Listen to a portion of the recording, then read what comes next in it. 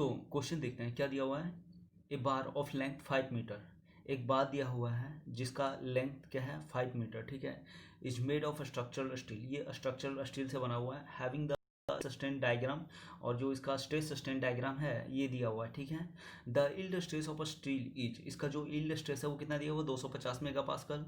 And the slope of initial linear part, और जो इसका जो स्लोप है, ये जो इनिशियल लीनियर पार्ट है इसका स्लोप कितना दिया हुआ है, इसका स्लोप दिया हुआ है 200 गीगापास्कल। तो इनिशियल लीनियर पार्ट का क्या मतलब हुआ है, इसका यंग्स मॉडुलस दिया हुआ है, और that is modulus of elasticity, ठीक है। The bar is loaded until it elongates to 7.5 mm। अब बार को कब तक इलोंगेट किए हैं, बार को इलोंगेट तब तक हमको करना है, तब तक किए हैं जब तक कि इसका जो इलोंगेशन है, जो इसका डिफॉर्मेशन है वो 7.5 mm नहीं हो जाता तब तक, ठीक है। तो क्वेश्चन हमको क्या पूछा है, how does the final length, how does the final length compare with its original length, ठीक है। तो क्वेश्चन पूछ रहा है कि how does the final length compare with its original length. तो इसका क्या मतलब हो गया, इसका मतलब हो गया कि जो फाइनल लेंथ ऑफ जब हम लोड इसका रिमूव कर देंगे तो उसका तो जो लेंथ होगा रॉड का, और जो पहले जो इसका ओरिजिनल लेंथ दिया हुआ है उसमें कुछ डिफरेंस है या दोनों सेम होगा। मतलब जो पहले वाला लेंथ है और जो बाद वाला लेंथ है वो दोनों में क्या कुछ डिफरेंस होगा या दोनों सेम होगा। तो हमको यही फाइंड करना है, ठीक है। अब देखते हैं हम इसको सॉल्व कैसे करेंगे, ठीक है। तो क्या निकालते हैं, इलास्टिक स्ट्रेन बी, ठीक है। इलास्टिक स्ट्रेन एट बी निकालते हैं, ठीक है। तो अब इलास्टिक स्ट्रेन एट बी क्या होगा,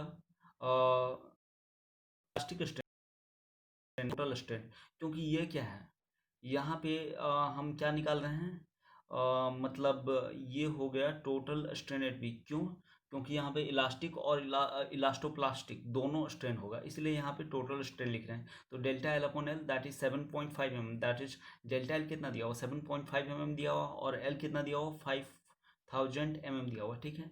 तो इक्वल टू आ गया 0.0015, this is total strain at B. उसके बाद यहाँ पे ए पे क्या निकालेंगे हम, इलास्टिक स्ट्रेन एट ए। अब ए पे यहाँ पे जो है, ए पे यहाँ पे क्या होगा, ए पॉइंट पी क्या है, ये वाला जो पॉइंट है, ये वाला यहाँ पे क्या है यील्ड पॉइंट। और हम जानते हैं कि किसी भी रॉड को अगर हम यील्ड पॉइंट तक इलोंगेट करते हैं, किसी भी रॉड को अगर हम यील्ड पॉइंट तक इलोंगेट करते हैं तो वो फिर उसका टोटल रिकवरी नहीं होता, ठीक है।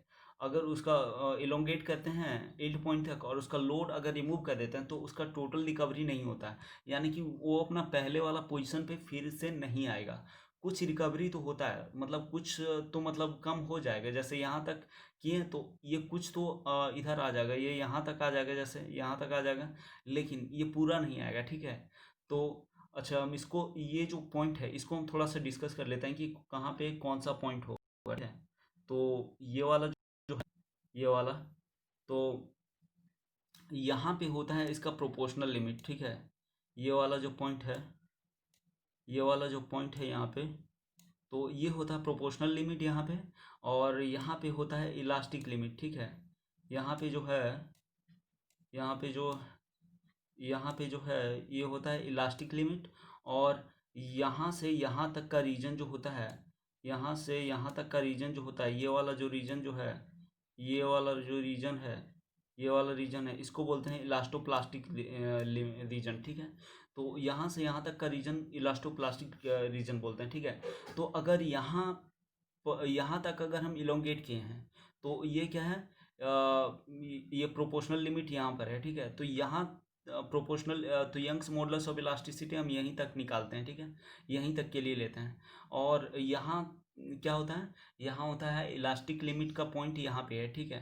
तो यहाँ तक अगर हम किए हैं इलोंगेट, तब तो वो मतलब कि एलोंगेट करके अगर हम लोड रिमूव करेंगे तब तो वो पहला वाला पोजीशन पे अपना आ जाएगा, ठीक है। लेकिन अगर यही वाला पॉइंट अगर यहाँ आ जाता है तो यहाँ पे क्या होता है इलास्टोप्लास्टिक रीजन आ जाता है, तब यहाँ पे क्या होता है पार्शियल रिकवरी होता है। यहाँ से अगर लोड रिमूव करते हैं तो पूरा रिकवरी नहीं होता लोड का, यहाँ से पार्शियल रिकवरी होता है, ठीक है। तो अब हम क्वेश्चन में चलते हैं, ठीक है।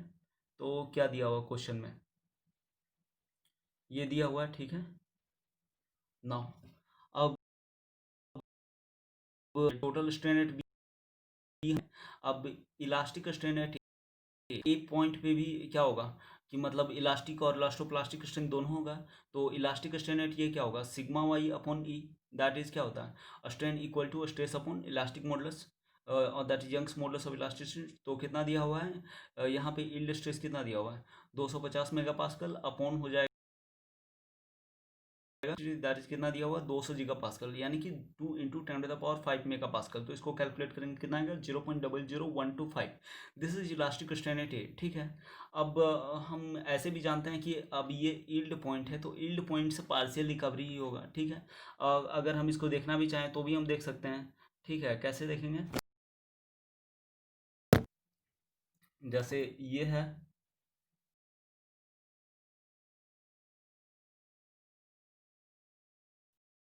भी देख रहे हैं बी पॉइंट पे क्या दिया हुआ है, बी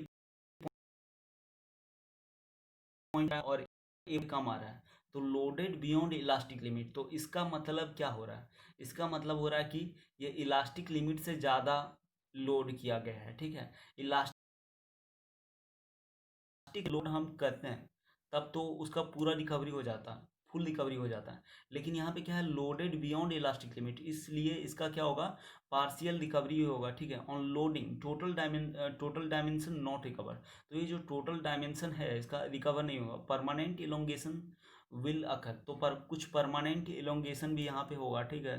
तो यहाँ पे कुछ परमानेंट इलोंगेशन भी होगा, ठीक है। तो यहाँ पे कुछ परमानेंट इलोंगेशन भी होगा, ठीक है। अब यहाँ पे इलास्टिक रिकवरी कितना हो जाएगा, तो इलास्टिक रिकवरी वही हो गया that is sigma Y upon E, ठीक है। इलास्टिक रिकवरी क्या हो गया, sigma Y upon E, that is जो हम यहाँ पे निकाले हैं सिग्मा वाई अपॉन ई, ठीक है। तो इक्वल टू क्या हो जाएगा, ड्यू टू अनलोडिंग, मतलब अनलोड करने से जो इलास्टिक रिकवरी होगा, इलास्टिक रिकवरी, तो उसी को बोलते हैं। अच्छा, इलास्टिक रिकवरी को हम यहाँ से इस फिगर से भी हम समझ सकते हैं, ठीक है। तो जैसे ये स्ट्रेस और स्ट्रेन का ये डायग्राम है, ठीक है। तो कैसे होगा, अब पहले तो लगाते हैं तो ये ऐसे जाएगा, फिर जब एक पॉइंट पे ऐसा आएगा जहाँ पे इसका ग्राफ इस तरह से हो जाएगा, ठीक है। और अब यहाँ पे जब अनलोडिंग करेंगे तो इसका रिकवरी होगा, ठीक है। यहाँ पे जो कंडीशन दिया हुआ तो उसका रिकवरी कैसे होगा, यहाँ से रिकवरी होगा। अब यहाँ से रिकवरी होगा तो ऐसे रिकवरी होगा, यहाँ से रिकवरी होगा तो ऐसे रिकवरी होगा, ये फुल रिकवरी नहीं होगा, ठीक है। तो पार्शियल रिकवरी होता है। तो यहाँ से मतलब ये वाला जो है इतना तो रिकवर हो गया, लेकिन ये वाला पार्ट जो है, ये वाला पार्ट रिकवर नहीं हुआ, ठीक है। ये वाला पार्ट नहीं हुआ, तो इसको बोलते हैं इलास्टिक रिकवरी। ये क्या हो, रिकवरी तो ये हो गया, और ये वाला पार्ट तो रिकवर ही नहीं हुआ, ठीक है। ये वाला पार्ट रिकवर ही नहीं हुआ, तो इसको बोलते हैं रेसिड्यूअल स्ट्रेन। तो ये जो बच गया इसको रेसिड्यूअल स्ट्रेन बोलते हैं।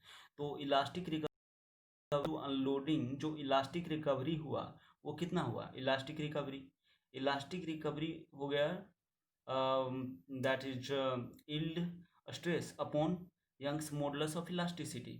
मतलब यंग्स मॉडुलस ऑफ इलास्टिसिटी हम यहाँ से देख रहे थे, तो मतलब ये यहाँ से अगर लेते हैं तो मतलब रिकवरी इतना होता, यहाँ से रहते हैं तो फुल रिकवरी होता। तो इसलिए यहाँ पे अगर यंग्स मॉडुलस ऑफ इलास्टिसिटी लिखेंगे तो यहाँ से फुल रिकवरी हो जाएगा, ठीक है। तो फुल रिकवरी वाला पार्ट होगा तो वही वही होगा इलास्टिक रिकवरी का, ठीक है।